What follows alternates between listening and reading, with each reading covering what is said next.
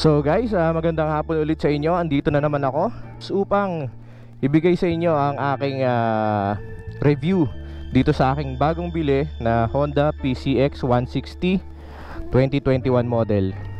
So ngayon, eto, bumili nga ako ng Honda PCX 160 kahapon for the reason that masyadong pinag-uusapan itong scooter na to. Ang sabi nila, very exciting daw tong scooter na to kasi aside from dun sa pinagmamalaki nila na 160cc, yung mga features nito ay talaga namang very surprising. At bago ko po nabili to guys, is talaga namang parang 4 na araw ata akong naghahanap ng unit na to. Particularly itong puti na variant, hard to find itong kulay puti na PCX. So ang dami kong tinawagan, ang dami kong pinuntahan ng mga dealership ng Honda, tsaka syempre yung mga ibang dealership pa. Madalas meron sila pero gray ang inaalok nila sa akin. So as for my personal preference, ayoko po ng gray. So talagang puti yung gusto ko. So ayan guys, finally nakakuha na ako nitong, dali lang may baka kasi, baka makaka-copyright tayo sa baka. So ayan guys, so finally eto, nakakuha na tayo ang 2021 Honda PCX 160. So to start with, sa umpisa, sa kanyang muka, makikita nyo sobrang lapad. As in sobrang lapad talaga niya. Yan. Tapos ang naiba ang kaibahan niya dun sa previous model ng PCX 150 is yung headlight niya. Ito buo na to. Whereas yung dating model, 2 layer yan. Yung isa pasingkit, tapos yung isa nandito sa bandang baba. Aside dun sa very striking change dito sa headlight, which is all LED na din, at saka meron siyang DRL or daytime running light. Isa pang mapapansin nyo dito is nabago na po yung design dito sa part na to from the PCX 150 or the previous model. Tapos ito, ganun pa din naman, meron siyang kakaibang tapakan ng inyong back rider. Kasi kung titingnan nyo ganyan, very seamless, hindi mo iisipin na ito pala yung apakan ng angkas mo. Ang ganda, di ba? So ayan. Tapos yung kanyang taillight na iba na rin guys. From the previous model, nakita mo yung very obvious yung X or striking yung X na niya. Bali, ito guys, ito yung mga niya, mga controls niya sa kanyang handlebar. Ayan, may plastic pa. Bago-bago pa. So itong variant na kinuha ko guys is only CBS or yung combi brake system. As you all know, meron din na variant dito na ABS na meron siyang traction control. So this one walang traction control. So this is only the CBS version. So ayan, ganun pa din naman. So meron pa din siyang remote, which is this one. Wow! Sa pag gusto nyo start, yan, lock nyo lang siyang ganyan. Pag nag-blink ng green, pwede nyo na itong i-push, tapos iilaw siya. And then pwede nyo na ilagay doon sa start. So yan, makikita nyo. And then mag-start na siya. Yan, wait lang natin So yan guys, napakaganda nung pag-start niya. Wala na rin yung redondo na tinatawag nila. So yan, makikita nyo sa cluster gauge niya yung mga info na yan. Meron din siyang check engine, meron ding temperature, battery, yung high and low ng ayan naka-high siya, then pag low wala. Tapos syempre, ito, pag may letter A dyan, ibig sabihin naka-activate yung start-stop system nyo. And then ito naman yung yung key na yon. Ito naman yung indicator pagka naka-lock or unlock or naka-engage yung alarm. Before that, ito naman yung busina niya pala.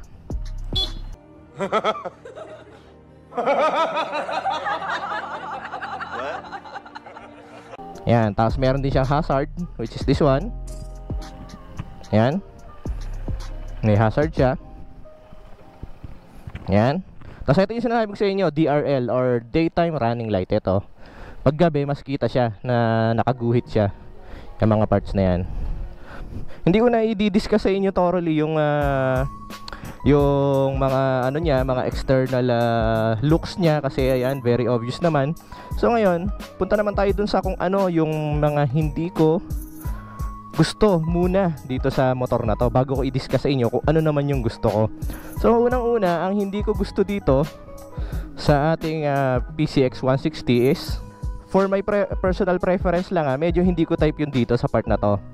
Kasi masyadong ano siya parang kulang siya sa inclination. Parang mas maganda siya kung sana medyo mas pataas pa dito sa parte ng puwetan niya.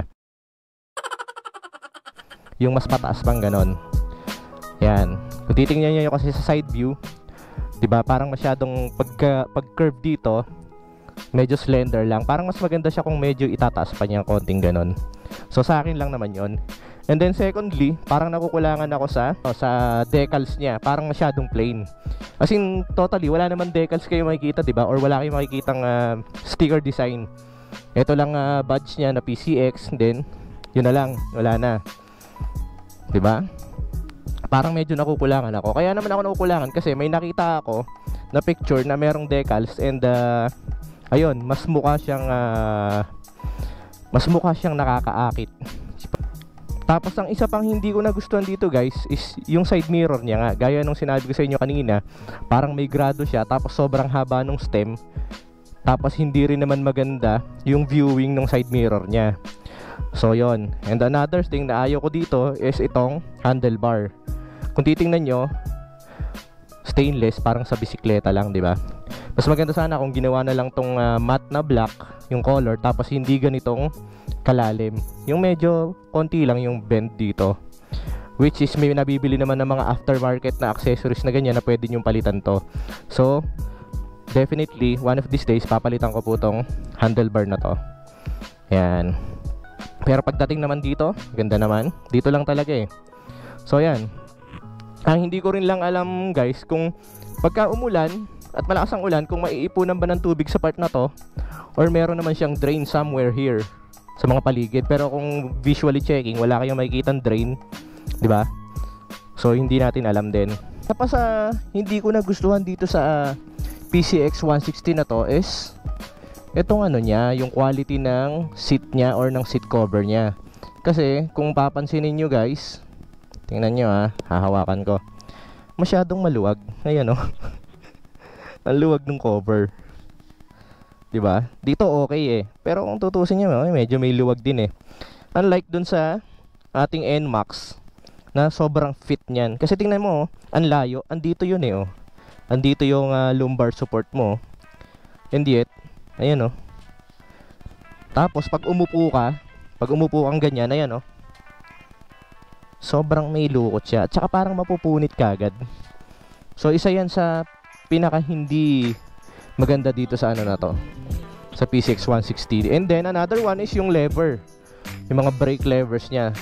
Napansin ko kasi kahapon nung kinuha ko to sa dealership, etong lever na to kagaya lang nung sa TMX na pang tricycle. So on this part, napapansin nyo parang nagtipid si Honda dito sa parts na to. Siguro yung mass produced nila na mga levers, yun na lang ang kinakapit nila sa lahat ng mga models ng kanilang motorcycles and scooters.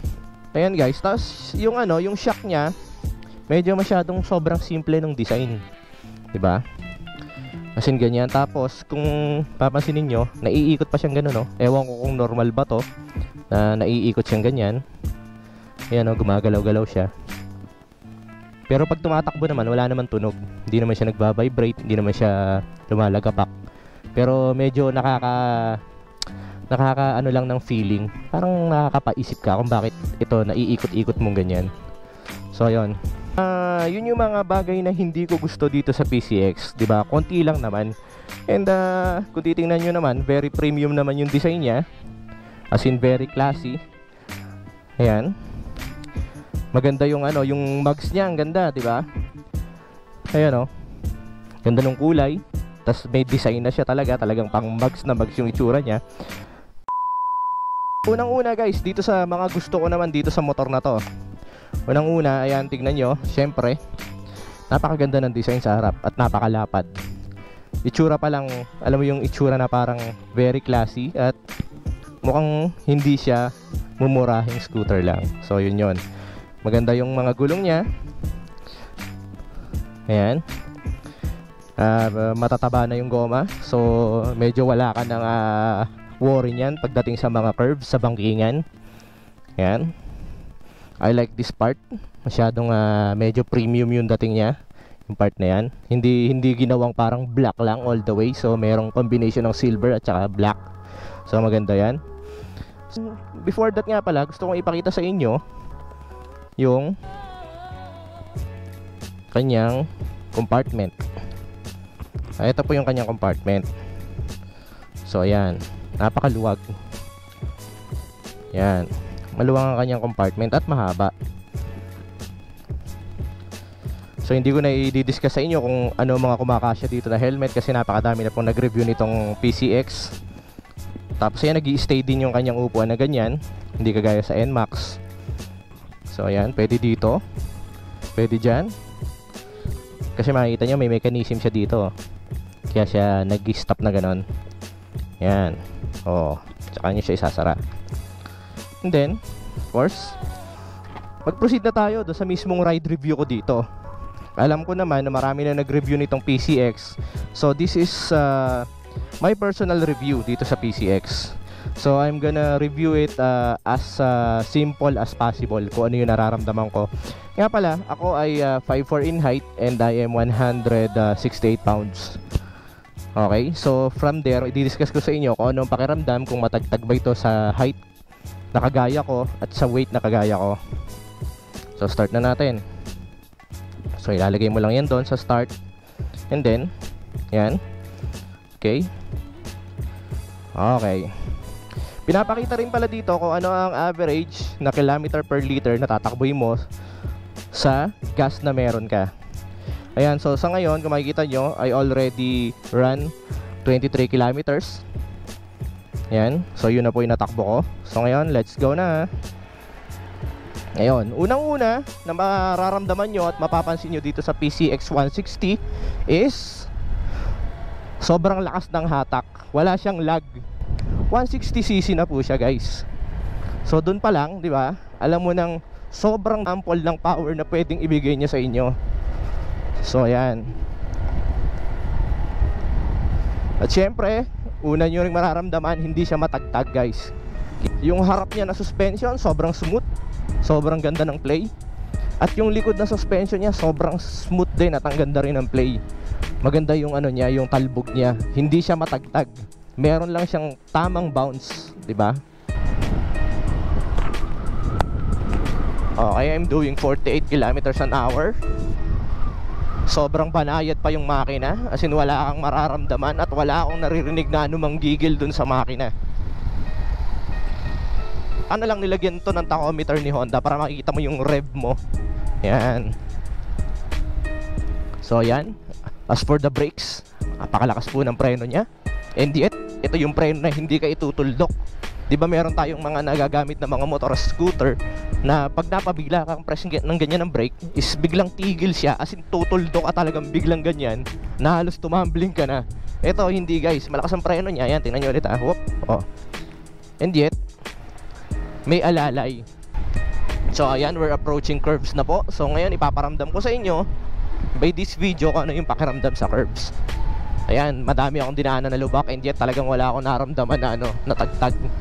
Ayan, napakasarap po niya, guys, i-maneuver or i-flick from left to right. So very flickable siya. Ayan, sobrang gaan niya.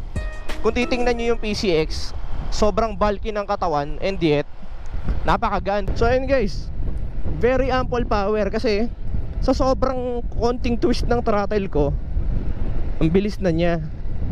Tapos alam mo yung mabilis siya, tapos hindi gigil yung makina niya. So ito yung mapapansin nyo talaga una pag dinrive nyo tong PCX 160.